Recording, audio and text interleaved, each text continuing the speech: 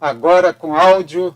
Novamente, boa noite, que alegria estarmos juntos mais uma vez para adorarmos o nosso Deus, para nós podermos passar esses próximos momentos louvando e estudando a palavra de Deus também. Estamos atravessando um momento delicado. Nós, aqui no Rio Grande do Sul, estamos em bandeira preta e isto nos impossibilita de estarmos reunidos na igreja, pelo menos por enquanto. Eu quero crer que logo, logo a gente vai poder voltar a reunir. Nós já estávamos nos reacostumando a estar na igreja, pelo menos no sábado de manhã, mas são coisas que não dependem da gente e a gente tem que obedecer às orientações e determinações dos nossos governantes.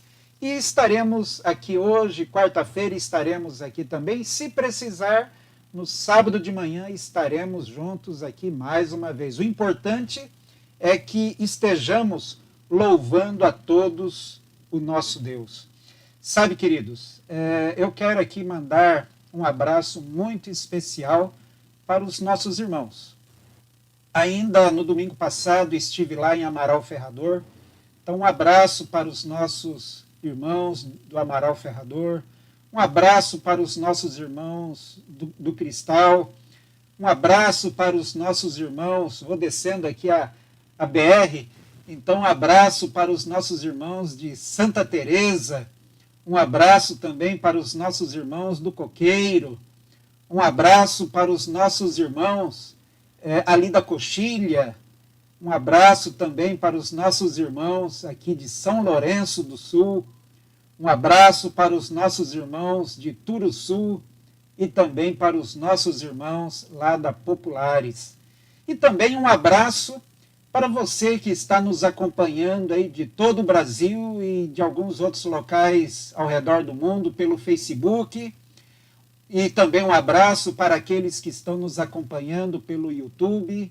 É muito bom ter a sua companhia conosco. Alguns estarão nos acompanhando agora ao vivo e você que estará nos vendo em algum outro momento na gravação, que Deus também te abençoe e que na próxima vez, se for possível, estejamos todos aqui ao vivo. Mas o importante é agora ou depois na gravação estarmos todos louvando e adorando o nosso Deus. Por falar em louvar e adorar ao nosso Deus, eu quero convidar você para cantarmos juntos um hino. Um hino muito conhecido, um hino que você com certeza já cantou muitas vezes, mas um hino também que tem um significado especial para a mensagem que vamos ter logo mais nesta noite. Então, com vocês, o hino Bem Junto a Cristo, vamos cantar. Feche os seus olhos se você sabe de cor e medite nas palavras deste hino.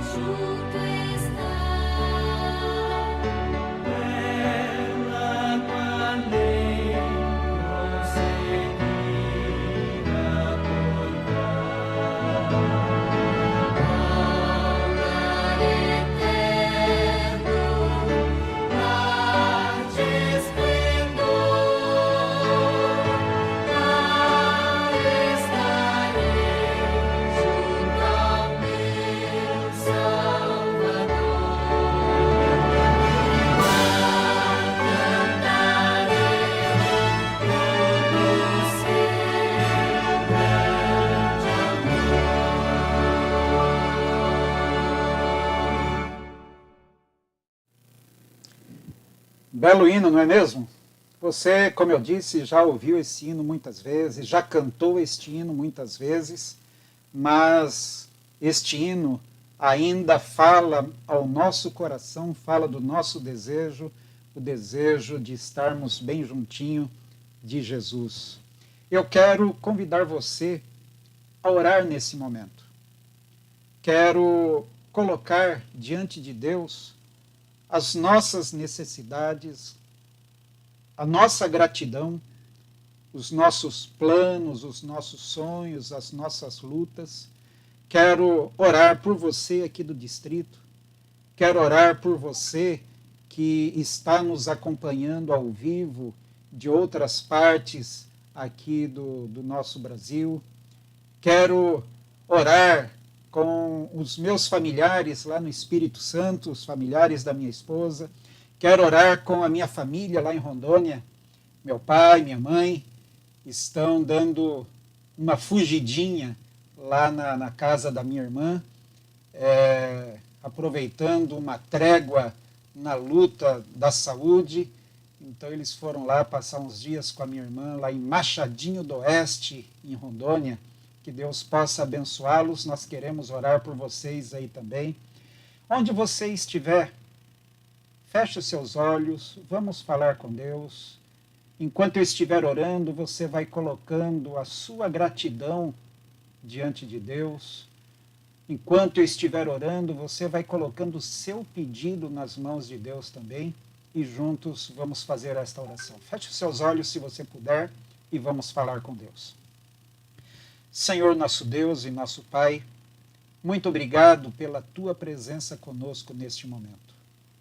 Obrigado, Pai, pelas bênçãos desse dia, pela Tua companhia, pelo Teu cuidado, pela proteção dos Teus anjos. Obrigado, Pai, porque mesmo apesar da distância, mesmo apesar da crise de saúde que estamos atravessando agora, assim mesmo podemos, através da tecnologia, estar reunidos para louvarmos o Teu nome. E agora, Pai, eu quero me colocar em Tuas mãos e colocar também em Tuas mãos todos os Teus filhos que estão nos acompanhando neste momento. Onde quer que eles estiverem, Pai, tome-nos a todos em Tuas mãos. Nos abençoe. Somos gratos pelas bênçãos todas que Tens derramado sobre nós. Mas Tu sabes, Pai, temos lutas, temos desafios, temos sonhos também. E queremos suplicar, Pai, que venhas abençoar a cada um de nós de acordo com a Tua necessidade, de acordo com a Tua vontade, Pai. Pedimos que aquele que precisar de uma bênção na saúde, que Tu possas conceder. Se for uma bênção financeira, Tu és o dono de todo o ouro do mundo, Tu podes nos dar esta bênção também. Se é uma bênção para resolver alguma questão familiar, Tu também podes fazer este milagre. Não importa, Pai, qual seja a necessidade, queremos nos colocar a todos em Tuas mãos e pedimos que nos abençoe com todo o Seu amor, com toda a Sua misericórdia. Agora, Pai, que vamos estudar a Tua palavra, pedimos que esteja conosco, que o Teu Santo Espírito esteja nos conduzindo. É o que pedimos no nome de Cristo Jesus. Amém. Muito bem, queridos, eu quero convidar você a pegar a sua Bíblia. A minha Bíblia já está aqui do meu ladinho e eu quero convidar você a abrir a sua Bíblia no livro de Gênesis, no capítulo 7 e no verso 1. Gênesis, capítulo 7 e o verso 1. Abra aí a sua Bíblia, vamos ler juntos. Aqui na minha Bíblia eu leio assim: Disse o Senhor a Noé: Entra na arca, tu e toda a tua casa, porque reconheço que tens sido justo diante de mim no meio desta geração. Quando a gente lê este verso, obviamente falando aqui do dilúvio, mais precisamente a construção que Noé fez da arca, de acordo com o que Deus havia orientado, Quando a gente vê esse texto, um grande barco, e lembra do hino que nós cantamos bem junto a Cristo, você consegue ver alguma relação? Barco, hino bem junto a Cristo. Alguns aqui já relacionaram as duas coisas. É verdade, quando a gente fala do hino bem junto a Cristo e a gente pensa em um barco, que vem à nossa mente é o Titanic. Por quê? Porque enquanto este navio afundava, a orquestra dele, a orquestra ali do Titanic, estava tocando este hino bem junto a Cristo. Mas Titanic, que navio é esse? Alguns sabem do Titanic apenas pelo filme que foi feito aí na década de 90. Foi um filme que fez muito sucesso, foi um filme muito caro. Um filme em que foi gasto 200 milhões de dólares para fazer esse filme. Mas foi um dinheiro muito bem investido, porque esses 200 milhões de dólares gastos na realização deste filme, ele gerou um lucro de 1 bilhão e 800 milhões de dólares. Para quem gastou 200 milhões e ganhou 1 bilhão e 800 milhões com a comercialização deste filme, então foi um grande negócio. Mas vamos falar um pouco do Titanic. Titanic foi o maior navio construído até então. Na verdade, até aquele momento, 1912, foi a maior obra de engenharia da humanidade até aquele momento. Isso quando a gente fala de algum objeto móvel, né? Mas foi um barco caro. Na época foram gastos 7 milhões e 300 mil dólares. 7 milhões e 300 mil dólares.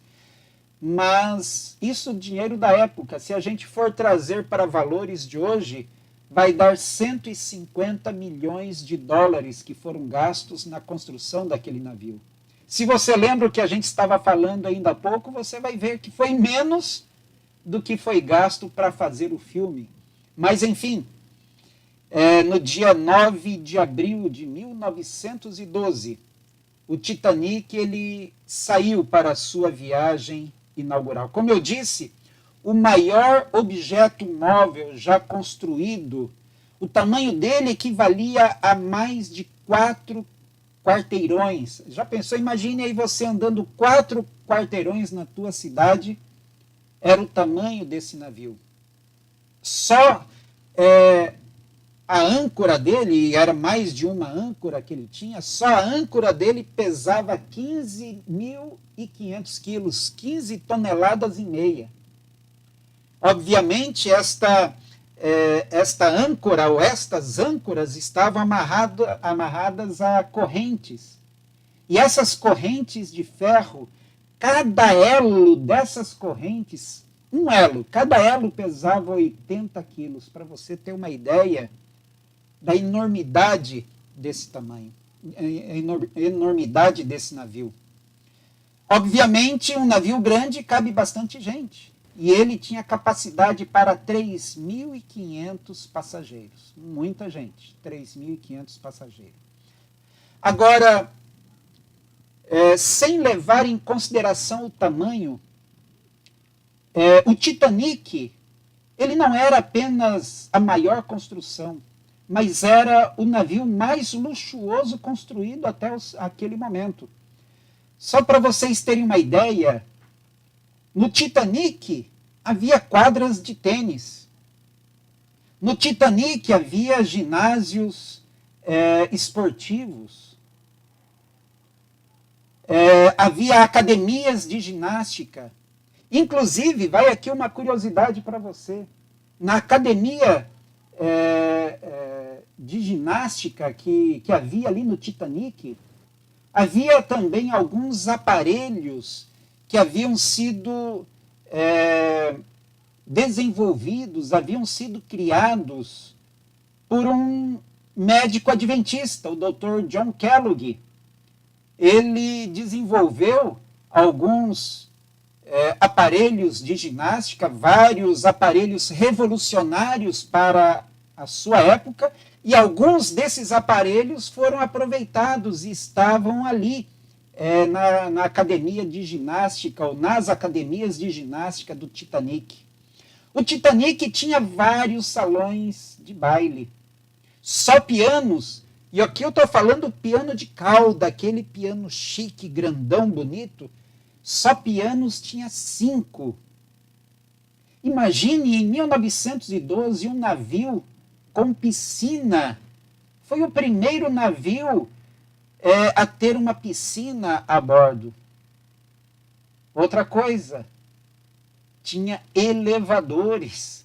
Nenhum navio até aquela época havia tido tamanho luxo. Veja, elevadores em 1912. Tinha tudo, tinha o luxo que podia se imaginar naquela época, só não tinha uma coisa.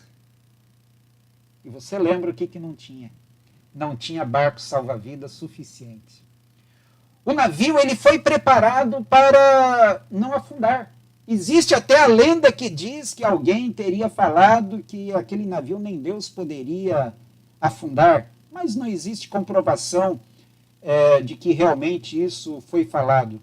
O fato é que aquele navio ele foi construído com casco duplo, onde as duas paredes de aço elas variavam de espessura de 2,5 centímetros até 4 centímetros.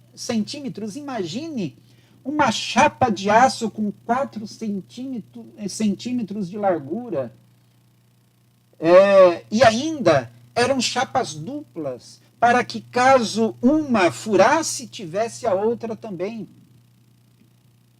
Foi um navio construído com toda a segurança da época. Mas a grande notícia é que, quando ele afunda, das 2.207 pessoas que estavam a bordo, apenas 705 pessoas sobreviveram. 1.502 pessoas perderam a vida nas águas geladas naquela noite em 1912. Mas, entre essas pessoas que estavam no Titanic, quem foram os que perderam a vida? Como eu falei, 1.502 pessoas perderam a vida. Muitos, só o céu sabe o nome e não temos nenhuma informação. Mas tem alguns casos de pessoas muito famosas que estavam a bordo. Por exemplo, alguém disse que nunca houve também um navio que carregasse ao mesmo tempo tanta riqueza representada nos seus passageiros como o Titanic. Não era barato. Uma passagem de primeira classe ali no Titanic, em dinheiro de hoje, custaria cerca de 380 mil reais. Uma passagem para fazer a travessia do oceano. Mas tinha pessoas que conseguiam pagar isso daí. Por exemplo, ali no navio estava John Astor. Quem foi John Astor? John Astor era um milionário daquela época, investidor. Ele estava voltando do Egito depois de uma longa lua de mel que escandalizou o mundo da época, porque foi uma lua de mel de 2 anos que ele teve com a sua jovem esposa de 19 anos no Egito. E ele estava retornando dessa lua de mel. E quando o navio começou a afundar, as pessoas foram para os poucos barcos salva-vidas que havia. A sua esposa, a jovem esposa, foi colocada no barco salva-vidas e ele tentou, como a gente costuma dizer hoje, tentou dar o migué, né, de querer entrar junto também, porque a lei dizia naquela época e diz até hoje que num momento de emergência as mulheres, as crianças primeiro e depois os homens. E ele falou, olha, minha esposa está numa situação especial, eu preciso estar junto com ela. E a situação especial é que ela estava grávida, e aí disseram, não pode. Ele jogou a luva de frio que ele estava usando, jogou as luvas para sua esposa, se despediu, e foi a última vez que se viram. Ele tinha 47 anos quando morreu. Uma outra pessoa foi Benjamin Guggenheim, também um outro milionário. Ele estava numa viagem não muito nobre, ele estava numa viagem com a sua amante e também tentou entrar, mas não deixaram entrar no barco. E aí, então ele chamou o seu motorista, que estava viajando com ele, e junto com o seu motorista ele se sentou ali no convés, bebendo um copo de bebida e fumando charuto, vestidos os dois com trajes de gala. E aí ele ainda conseguiu falar com um dos seus mordomos que conseguiu se salvar e deu a notícia. E ele disse mandou um recado para sua esposa: diga à minha esposa que fiz o possível para cumprir o meu dever. Disse alguém que estava na viagem com a sua amante. Mas houve também algumas cenas marcantes, como essa da orquestra que até o final estava tocando o hino Bem Junto a Cristo. Tem também a história de Isidor Strauss, outro milionário, fundador das lojas de departamento Macy, que até hoje é muito famosa nos Estados Unidos. Ele tentou colocar a sua esposa em um dos barcos salva-vidas. Tinha lugar no barco e chamaram a esposa dele, Aida, para que ela entrasse no barco. E ela perguntou: o meu marido vai poder entrar comigo? Disseram: não, só tem lugar para você. Só a senhora pode entrar. E então Aida segurou na mão do seu esposo, Isidor, e disse: eu não irei. E ela disse uma frase que ficou registrada: não me separarei do meu marido. Como vivemos, assim morreremos juntos. E os dois morreram. E eu poderia citar vários outros casos nobres, casos de covardia, mas enfim, o tempo não nos permite. E o fato é que aquele grande navio, luxuoso navio, foi preparado para o desfrute, foi preparado para o lazer, foi preparado para o conforto, foi preparado para a riqueza, mas não foi preparado para a emergência. Como eu disse ainda há pouco, existe a lenda de que havia a suposição de que aquele navio não podia afundar. Nem Deus poderia afundar aquele navio. Na verdade, aquele navio tinha algumas suposições, ou na história desse navio existiram algumas suposições. A primeira suposição que eu gostaria de mencionar aqui é que não havia nenhum perigo imediato. A grande verdade é que naquela época não havia a tecnologia que existe hoje e foram vários os recados que foram transmitidos pelo rádio avisando de que havia gelo na rota que o Titanic estava fazendo. Não há perigo imediato, esta era a suposição, mas a grande verdade é que tinha gelo por todo lado. Uma outra suposição mesmo que haja gelo, nós temos vigias atentos, e esses vigias darão o recado. Uma suposição, mas a realidade triste também é que, de fato, os vigias deram o aviso. Mas entre o aviso e a tomada de uma atitude para virar o rumo do navio, demorou-se 37 segundos. Você pode pensar, mas 37 segundos não é nada. Mas esses 37 segundos fizeram a diferença entre a vida e a morte de 1.502 pessoas. Uma outra suposição é que aquele navio pesando 45 mil toneladas, viajando a 40 quilômetros por hora, se batesse de frente no gelo, poderia cortar qualquer coisa. Mas o fato é que quando ele atingiu aquela montanha de gelo flutuante a 40 quilômetros por hora, foi como se um gigantesco martelo, pesando 1.035 toneladas, batesse na cabeça de um prego. Uma força terrível. E a desgraça aconteceu. Sabe, queridos, o Titanic, em 1912, nos faz lembrar o que nós lemos aqui no texto inicial, há 4.000 anos atrás, quando chegou o momento do dilúvio. No tempo de Noé não foi muito diferente do que aconteceu ali com o Titanic. Na época de Noé, a terra estava fadada a ser destruída pela água. Deus, cansado da maldade do ser humano, disse para Noé: construa um navio, construa um barco. Diferente do Titanic, que não tinha barco salva-vidas, a arca que Noé construiu, esta sim era o barco salva-vidas que Deus estava planejando para todos aqueles que desejassem se salvar. Veja, a arca de Noé não foi apenas para Noé e sua família. A arca de Noé foi planejada por Deus para todos aqueles que desejassem se salvar. Triste é que no momento em que as portas da arca se abrem, apenas Noé e sua família entram. Os outros não foram avisados?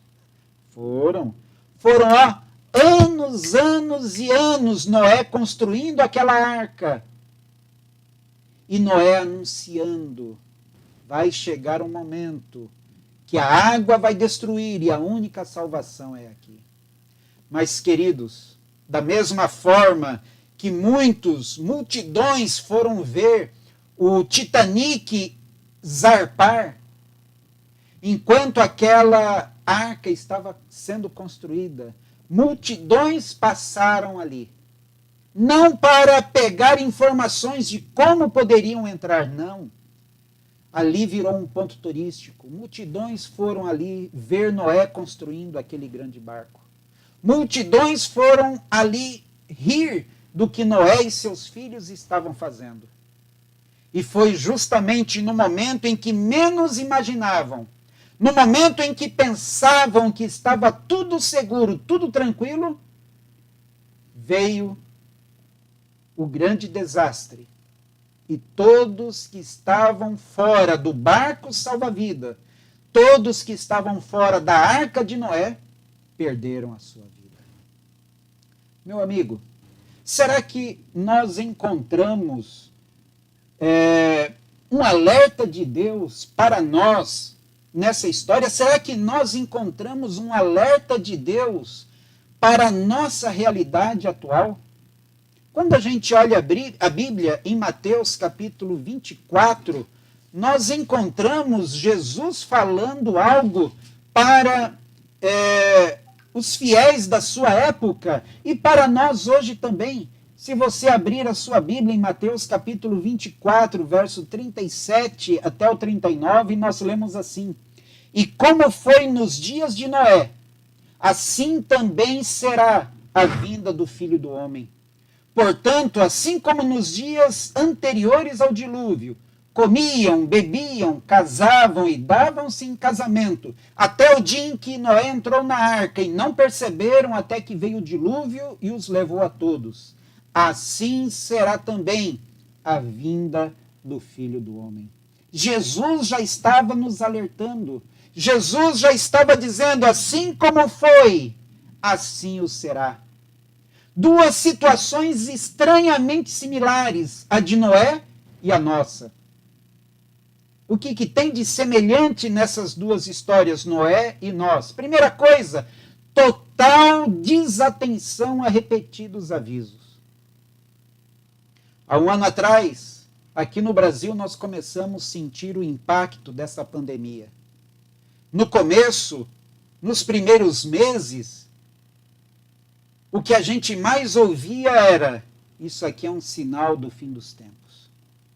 Hoje, um ou outro ainda fala, principalmente quando as coisas complicam novamente, como esta semana agora, mas na mente de muitos, isto já é um assunto que está cansando.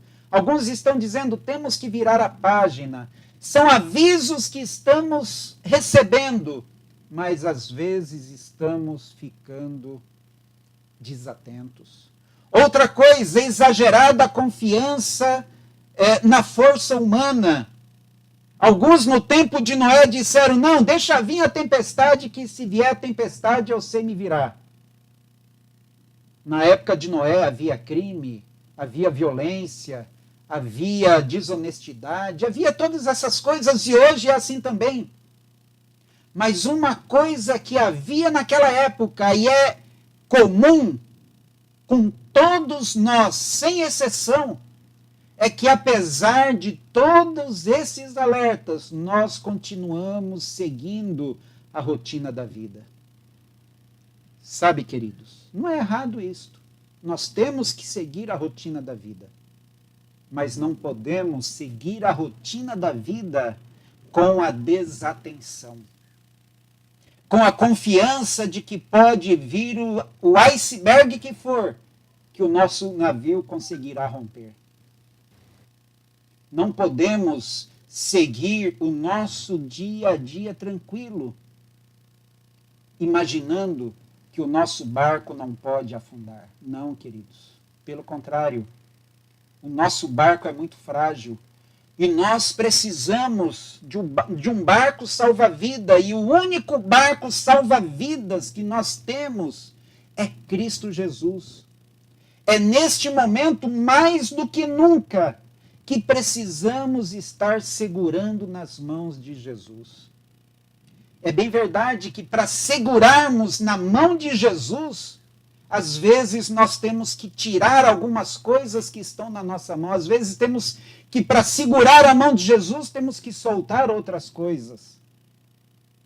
Para segurar a mão de Jesus, temos que soltar o mundo. Não dá para segurar as duas coisas. A nossa mão é pequena. Não tem como segurar o mundo e Jesus ao mesmo tempo. Nós temos que fazer uma escolha. Temos que segurar a mão de Jesus.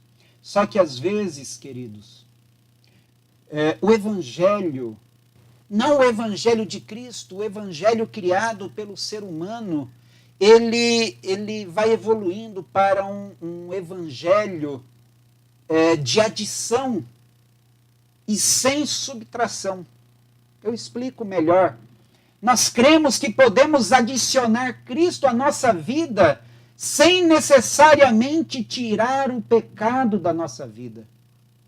Infelizmente, é uma mudança de crença sem uma mudança de comportamento. Ainda essa semana, eu ouvi uma história de uma pessoa que esteve já na nossa igreja e não está mais na nossa igreja.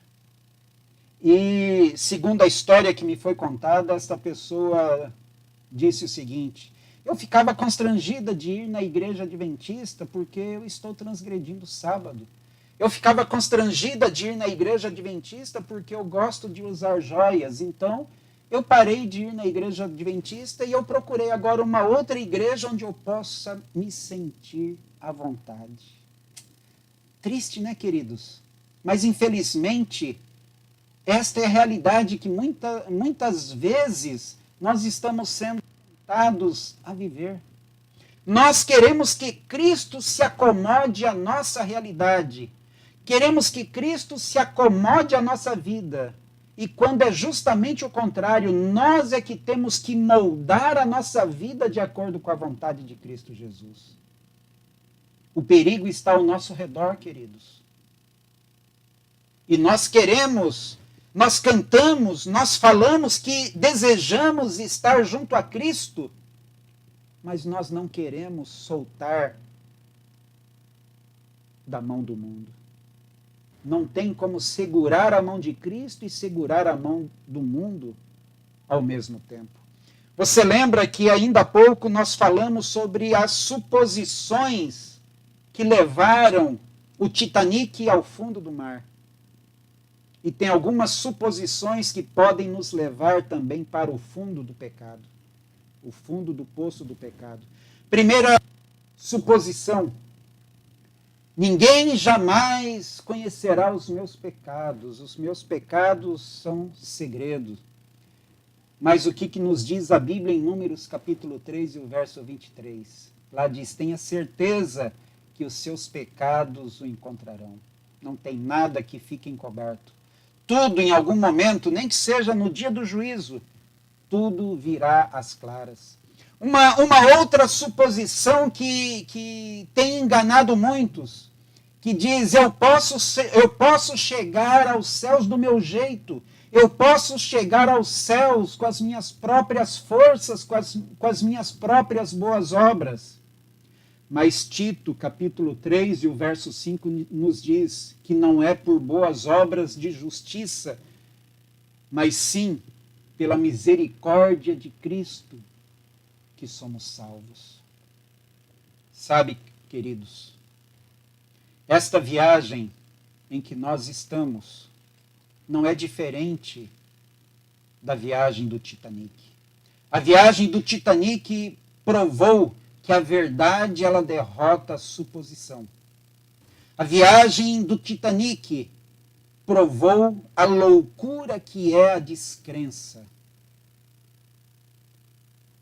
Infelizmente, muitos hoje continuam na loucura da descrença que Cristo voltará. Muitos continuam na loucura achando que sozinhos poderão encontrar a salvação.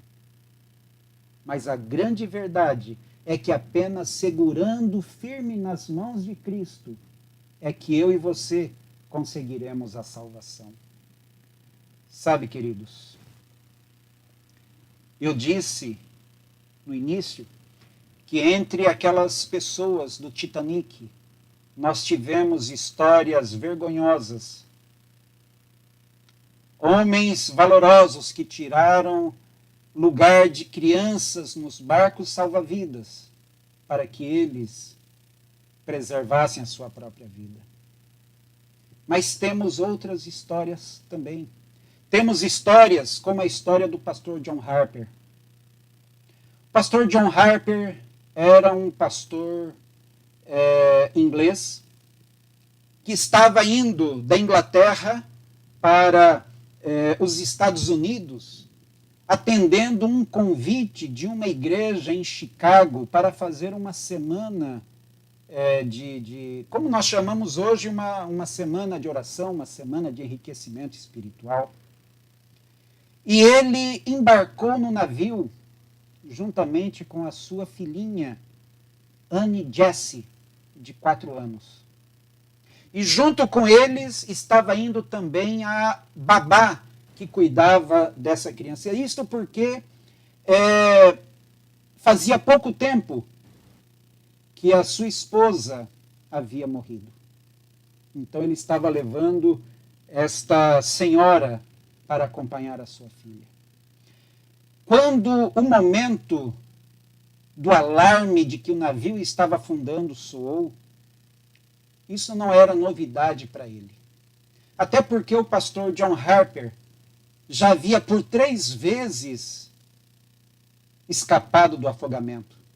A primeira vez, ele era ainda bem pequeno, tinha 2 anos de idade, ele caiu num poço. E antes que se afogasse, a sua mãe o resgatou. Mais tarde, aos 26 anos de idade, ele estava nadando na praia juntamente com alguns amigos quando ele foi arrastado pela correnteza e quase se afogou, mas pela graça de Deus ele conseguiu escapar. Novamente, aos 32 anos de idade, ele passa por um grande perigo, quando um navio, outro navio que ele estava viajando, afundou. Mas o pastor John Harper conseguiu sobreviver. E agora, aos 40 anos, mais uma vez ele estava passando por um perigo. Ele então pega a sua filhinha e pega a babá e consegue um lugar em um dos barcos salva-vidas para que ela, a babá, entrasse e entregou nos seus braços a sua filhinha. A filhinha não queria soltar dele. Estava chorando, se agarrando no pescoço do pai, e o pastor John Harper falou: fique tranquila, filha, nós vamos nos ver de novo, nem que seja no céu. Assim que ele colocou a sua filha em segurança, ele saiu pelo convés do navio, tentando ajudar, tentando organizar o caos que estava reinando ali, e ele gritava, e pessoas que sobreviveram relataram, ele gritava o seguinte: deixem as mulheres, deixem as crianças e deixem os descrentes subirem no barco salva-vida. Interessante isso, deixem os descrentes subirem no barco salva-vida. E agora, 2 horas e 40 minutos depois, quando finalmente ele foi forçado a pular nas águas frias do Atlântico Norte, ele, com seu colete salva-vidas, usou o restante de força que tinha para ir nadando de pessoa em pessoa que estava ali se afogando, e perguntava para essas pessoas com que ele encontrava: você já está salvo? E quando a pessoa dizia que não, ele dizia: crê no Senhor Jesus Cristo e você vai ser salvo. Ele passou por um jovem que estava segurando num pedaço de madeira e perguntou para ele: você já está salvo? E aquele jovem falou: não. E ele falou: crê no Senhor Jesus e você vai ser salvo. A corrente os afastou e ele se aproximou de uma outra pessoa e de outra pessoa e de outra pessoa, e depois de alguns instantes ele voltou a encontrar aquele rapaz e ele perguntou: você já está salvo? E aquele rapaz disse: ainda não. E mais uma vez o pastor disse: então crê no Senhor Jesus e você vai ser salvo. Mais uma vez se afastaram, e depois de mais alguns minutos, pastor John Harper, já fraco, no fim das suas forças, encontra com este jovem mais uma vez. E pergunta pela terceira vez: você está salvo? E ele disse: não. O pastor John Harper falou: crê no Senhor Jesus e será salvo. Aquele jovem falou: eu não consigo. Quando ele disse essa frase, pastor John Harper não pensou 2 vezes. Tirou o seu colete salva-vidas, entregou para aquele rapaz e disse: vista esse colete, você precisa dele mais do que eu. Aquele rapaz vestiu o colete salva-vidas e depois de mais alguns instantes, pastor John Harper morreu afogado. Sabe, queridos, pastor John Harper, nos seus últimos momentos de vida, estava dizendo para aquele jovem: eu tenho a Cristo, eu tenho tudo. Você que não tem Cristo, não tem esperança, então viva um pouco mais e aproveite a oportunidade que Deus está te dando para você aceitar a Jesus como Salvador. Sabe, queridos, o nosso barco também está afundando. A tempestade está ao nosso redor. As ondas estão vindo sobre nós. E a única esperança de salvação que nós temos é crer no Senhor Jesus. A única esperança de salvação para mim e para você é segurar na mão de Jesus, é estar bem junto a Cristo. Não deixe para depois para tomar a decisão. Não deixe para depois, para soltar a mão do mundo e só no finalzinho segurar a mão de Jesus. Talvez você não consiga. Agora é o momento de abandonar. Agora é o momento de deixar. Agora é o momento de tirar o pecado do coração e colocar Cristo no lugar. Agora é o momento de soltar tudo que nos prende a este mundo e segurarmos firmemente na mão de Cristo Jesus. Você sabe o dia do amanhã como será? Você não sabe. Eu não sei. Não sabemos o que será na próxima semana, no próximo mês, no final do ano. Não sabemos como estaremos. A única coisa que sabemos é que neste momento, agora, Jesus está com a sua mão estendida para nós, dizendo: filho, aqui está minha mão, segure nela e você vai viver. E nesse momento, eu quero convidar você a segurar na mão de Jesus. Tome a decisão, solte o que está te prendendo e segure na mão de Cristo Jesus.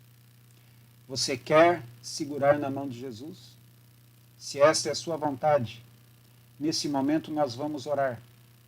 E eu convido você a fechar os olhos para falarmos juntos com o nosso Deus. Senhor, nosso Deus e nosso Pai, estamos no meio de uma tempestade.